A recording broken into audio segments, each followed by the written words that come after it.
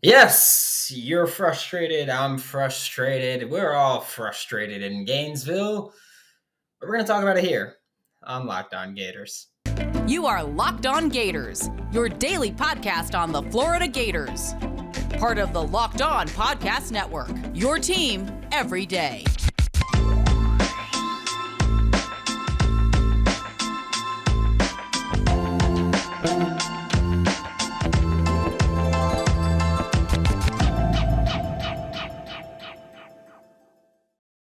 Hello and welcome back to another episode of Locked On Gators, part of the Locked On Podcast Network, your team every day. Thanks for making Locked On Gators your first listen of the day. We're available daily and free wherever you listen to podcasts. Happy Tuesday. Happy holidays.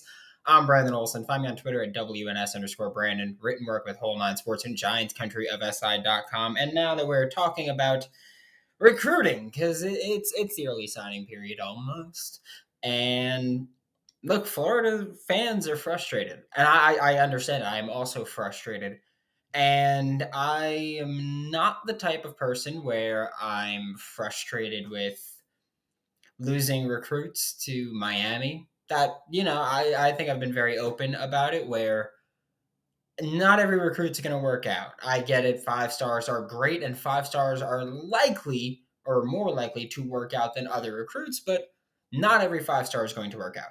I've also said it multiple times where Billy Napier does this very meticulous scouting style where he writes these full scouting reports where most coaches write a few sentences or a paragraph or so.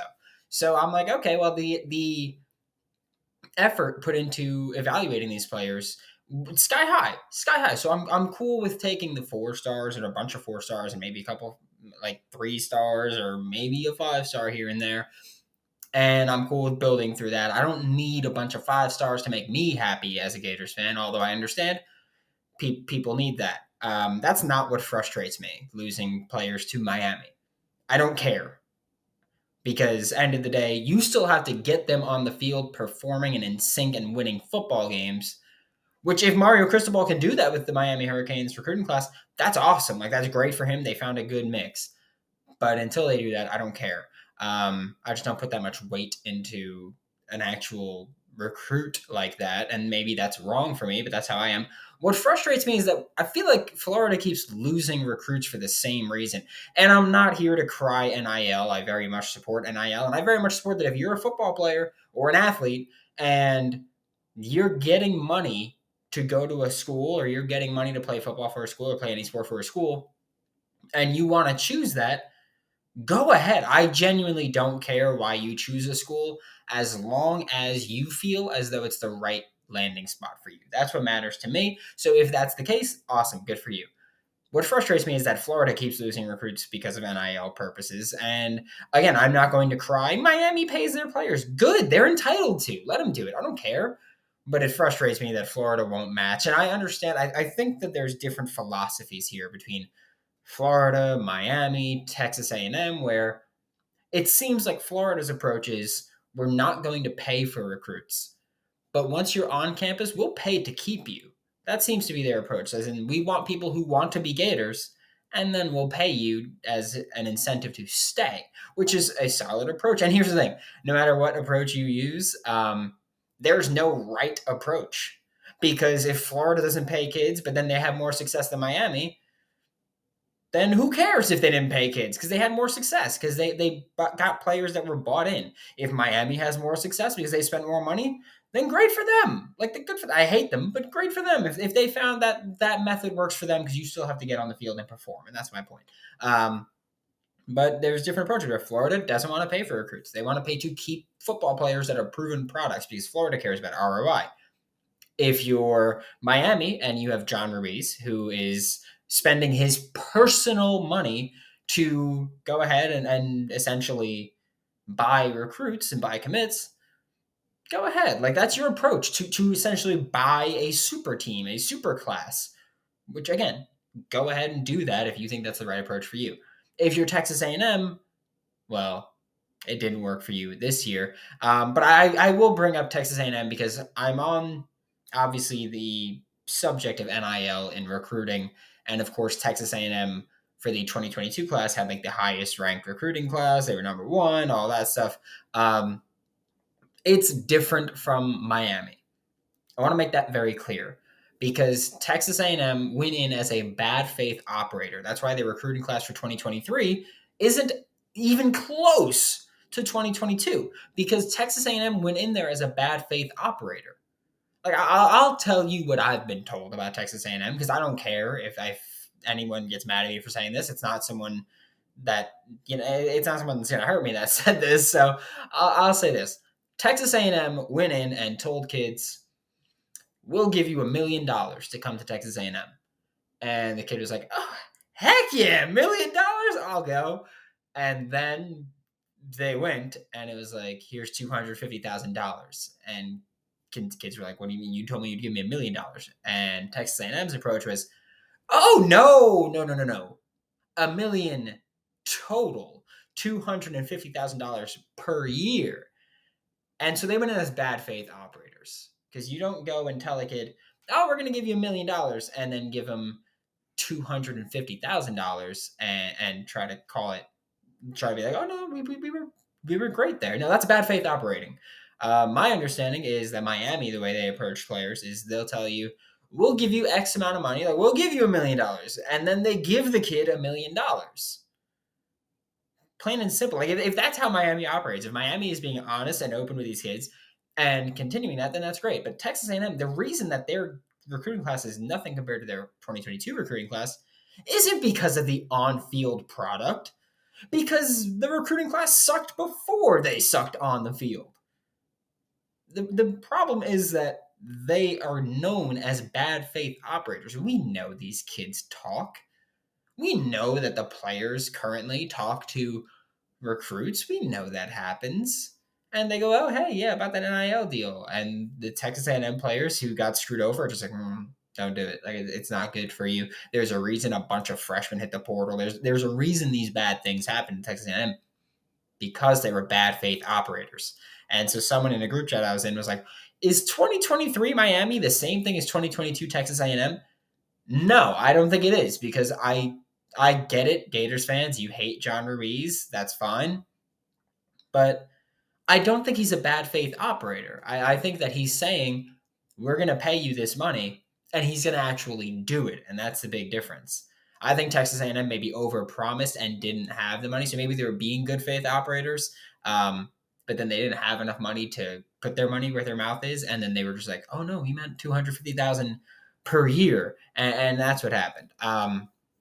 Whether or not that's the case, we'll really see. But I think that John Ruiz is going to be a good faith operator in this because he knows that if you aren't a good faith operator, it'll immediately hamstring the entire program, and no one wants to do that. Especially someone like John Ruiz, who clearly cares a lot about the Miami Hurricanes program. So that's not going to be an issue with them, in my opinion. I think that's what also makes them very different from Texas A&M. I know people like to make the comparison because we know Texas A&M paid kids to go to that recruiting class, and we know Miami's paying kids to go to this recruiting class. The big difference is that I don't think Miami is trying to screw over their athletes. I think that's the big difference because they know that long term, even short term, you're going to get screwed by it because Texas A&M is already doing that. So I don't think that Miami is being a bad faith operator in any way. So that's why I'm like, yeah, I think Miami's doing it right, and I think that Miami's taking, or maybe not doing it right, but I think Miami is handling the whole buying recruits thing right. So that's the big difference here. But we're about to talk about Grayson McCall maybe being a Florida Gator. But first, today's episode of Locked On Gators is brought to you by LinkedIn. So as the sun comes out and small businesses are back in business and the sun goes in at 4 p.m., LinkedIn Jobs makes it easier for you to grow your team. LinkedIn Jobs helps you find the people that you want to interview faster and for free. And if you've never used LinkedIn Jobs before, I highly recommend it. With simple tools like screening questions, it makes it easier for you to focus on candidates with just the right skills and just the right experience and every prerequisite that you could be looking for. There's a reason that small businesses rate LinkedIn Jobs number one in delivering quality leads, and you can post your job for free at linkedin.com/lockedoncollege. That's linkedin.com/lockedoncollege to post your job for free. Terms and conditions apply.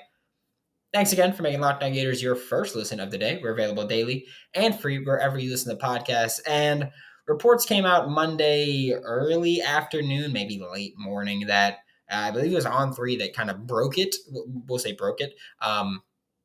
Grayson McCall, Florida, emerging as a leader to land him. Grayson McCall, of course, is one of the most prolifically successful individual stat producers in college football as a quarterback in this offense that people call triple option. And we went through this last week, and it's RPO heavy, and there are triple option plays, and there's these wonky gadget gimmicky stuff, and it's really cool and it's really fun. And Grayson McCall has been the quarterback that's been incredibly productive for that. And here's the thing. I think he's a great fit for Florida. I do, just skill set wise, I think he'd be an awesome fit. I understand people going, yeah, but he's not going to be in that gimmicky offense. I also don't like when people are like, oh, it's very similar to Billy Napier's offense. No, they'll ask him to do some of the same things, but it's not super similar. At least I feel that way. And when Grayson McCall hit the transfer portal, despite him saying that he pisses teal, which is an awesome saying, he will not be going to Liberty, it seems, where I know when he first hit the portal, the thought was Grayson McCall is going to follow Jamie Chadwell to Liberty, where, of course, Jamie Chadwell was the head coach at Coastal Carolina. He was one that brought in that super fun offense. And then Grayson McCall scheduled a visit last week for this past weekend with Auburn. And then it was like Thursday, and he canceled the meeting. And it was like, hey, Grayson McCall is not going to be visiting Auburn, which was kind of unexpected. Once he hit the portal, Florida buzz started. This was a thing where Florida's clearly in on these transfer portal QBs. They were in on Leary from North Carolina State. He is likely headed to Kentucky to replace Will Levis because they need quarterbacks that have tattoos on the upper arms. I'm pretty sure Will Levis has tattoos on the upper arms. I don't know why. If he doesn't, I'm sorry. I just feel like in my mind, I feel like I remember him with tattoos on the upper arm. But they were likely headed to Kentucky. And here's the thing. I know that since the season ended, pretty much since Anthony Richardson declared for the draft, Florida fans were Sam Hartman from Wake Forest is going to hit the portal and he's going to be a Gator. And it was also Michael Pratt from Tulane is going to hit the portal and he's going to be a Gator. They might hit the portal and they might be Gators still because Grayson McCall is not a Florida Gator. So we're not going to pretend Grayson McCall committed to Florida and he's going to be our QB in 2023. No. But here's the thing, I spoke about it with John Garcia last week, and I spoke about it on the show last week by myself, where I was like, Florida can't wait around. You can't go, because Michael Pratt plays in the New Year's Six Bowl, he's playing Oklahoma with Tulane. You can't wait around and go, Michael Pratt's going to hit the portal after the bowl game, and Florida's going to have him. Unless you know that for a fact, behind the scenes, because you can't publicly talk about that. So unless Florida knows that, which, by the way, they don't, then you can't just sit there. Same thing with Sam Hartman. You can't wait for him to maybe hit the portal and get him. Because right now, perceptionally, Florida's getting dunked on left and right. Just whether it's recruiting, portal, whatever it is, Florida's getting absolutely yammed on all day. And yeah, again, perceptionally, I genuinely don't think that recruiting's not even close to as bad as Twitter makes it seem. I want to make that abundantly clear. Recruiting is not nearly as bad as it looks on Twitter or in Discord servers. By the way, Locked On Gators Discord link is in the description below. But shameless self-plug. It's not as bad, but you need a QB for 2023. Because having that established quarterback for 2023 will go, okay, well, guess what? Maybe a portal receiver wants to come here. Maybe a portal lineman want to come here. Maybe a portal tight end, whatever it is. Adding Grayson McCall early this week would be huge. I don't know if it's going to happen. I don't know what his timetable is. I have no idea if Grayson McCall is like, hey, I want to enjoy Christmas and then make my decision because I'll be with my family at Christmas. I don't know what he wants to do. But if Florida could get Grayson McCall early this week to be a Gator, it's a fantastic sign for the remainder of the offseason where, with the early signing period coming up, maybe Grayson McCall commits and Jaden Platt's like, oh, well, I mean, if Grayson McCall is going to be the quarterback, then I'll be cool going there because they're going to be good in 2023. Or maybe a portal receiver. I'm just trying to think of one off the top of my head. I'm so sorry because I'm not trying to say Dominic Lovett, who isn't going to be a Gator. Dominic Lovett's not going to be a Gator, but maybe if Grayson McCall commits to Florida, a receiver like Dominic Lovett, it'll be like, oh wait, they got a QB now who I can trust. So I'll commit to Florida and I'll go there. Things like that where you can get 2023 recruits and commits, you can get further portal commits, but you can't sit around and wait for Michael Pratt and Sam Hartman. Grayson McCall is the guy that's interested. Florida's emerging as a leader, according to On3. And they could do that, and it'd be awesome. Grayson McCall is someone who we've been talking about who can come in and operate this offense. I don't think that Billy Napier's offense is very similar to Coastal Carolina. They do some similar things, but guess what? So does every offense. Every offense in college football takes things from other offenses and throws wrinkles into their game. That's what happens. But I do not think that you can go, yeah, they're a similar offense. Because you can't possibly, because it's the same people that say Coastal Carolina's offense is pretty similar to Billy Napier's offense, but also calls Coastal Carolina's offense the triple option. Those can't be the same thing. It can't be. You can't go, oh yeah, those offenses are a lot alike. One's a triple option, one's more wide zone specific. It makes no sense. So you can't do that. Sorry, but that tilts me. That absolutely tilts me when people do that.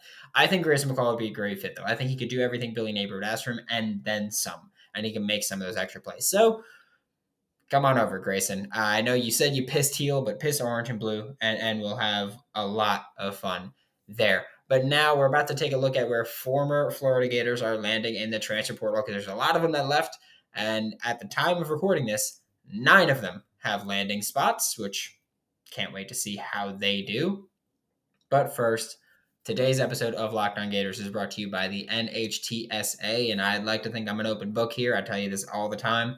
This one does touch base with me personally. I lost a teammate of mine in April 2021.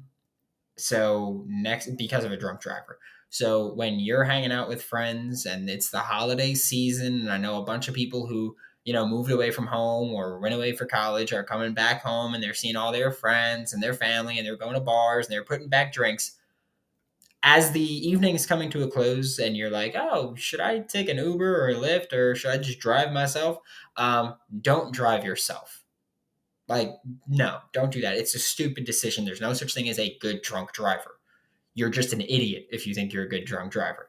Results of drunk driving, tragic and often deadly, and that doesn't stop people from getting behind the wheel. It's stupid. When people are like, oh, should I drive drunk? Their thought is not, what if I kill someone? Their thought is, what if I get pulled over for driving drunk? And then that happens. No, don't do that.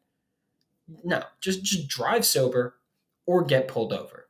To wrap up today's show, we're talking about the Florida Gators landing spots. This part's probably going to be a little bit quicker than usual, but at the time of recording this, there are 9 former Florida Gators, committed to their new landing spots.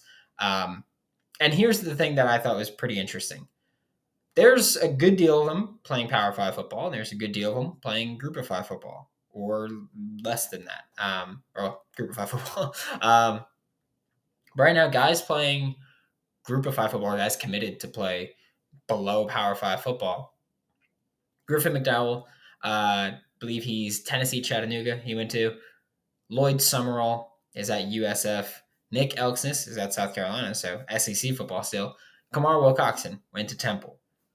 Obviously, aside from Nick Elksnis, all those guys are playing Group of 5 or below football. Not great. I think it's pretty indicative when people are like, oh, well, Dan Mullen had the number 9 class in his first year. Look at that class and look at how many major contributors there are the first 2 years. Look at those classes and look at how many contributors there are. Look at how many Power 5 football players there are. Look at how many NFL players there are, because A lot of those guys are in the NFL now, or could be in the NFL now, like eligible. So look at how many of those guys are in the NFL. Look at how many of those guys are playing Power 5 football. Look at how many of those guys are even playing college football anymore. Look at how many of those guys ever contributed for Florida. That's why I don't care about recruiting class rankings, because it's a bunch of ineligible guys or guys that are never going to contribute to you. So when you talk about how does Florida go 6-7, how do they not have all these kids? Because Dan Mullen didn't recruit good football players. He didn't recruit SEC caliber football players. That's why they're not playing SEC football anymore. That's why they're not playing Power 5 football anymore. You look at guys who, of the guys that are still playing Power 5 football, you have Avery Helm committed to TCU the other day. You have Nick Elksnis committed to South Carolina the other day. You have Corey Collier committed to Nebraska. You have Marco Ortiz committed to Nebraska, which, by the way, also Princely Umanmielon's little brother, Prince Will Umanmielon, also just committed to Nebraska. So bunch of people where Corey Collier and Marco Ortiz can talk about Princely and with Prince Will. Donovan McMillan went back home to Pitt. He's playing for Pitt Panthers next year. Josh Braun went to Arkansas, where he was with Sam Hartman there. He was initially committed to him when he was the offensive line coach at Georgia. So Josh Braun still going with him. Most of the guys that are playing Power 5 football are young players. Avery Helm just finished his third year.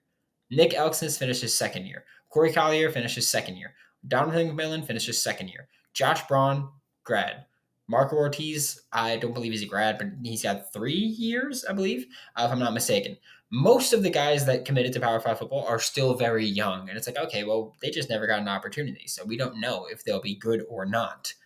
So we'll take them at the Power 5 level. But a lot of other Mullen recruits not getting the interest from Power 5 schools, really.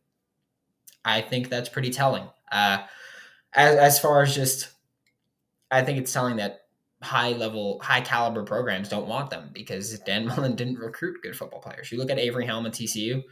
By the way, 1, that's an awesome fit. 2, one of the few guys with more than 2 years of experience that got a Power 5 offer. That's not like I want to make it abundantly clear.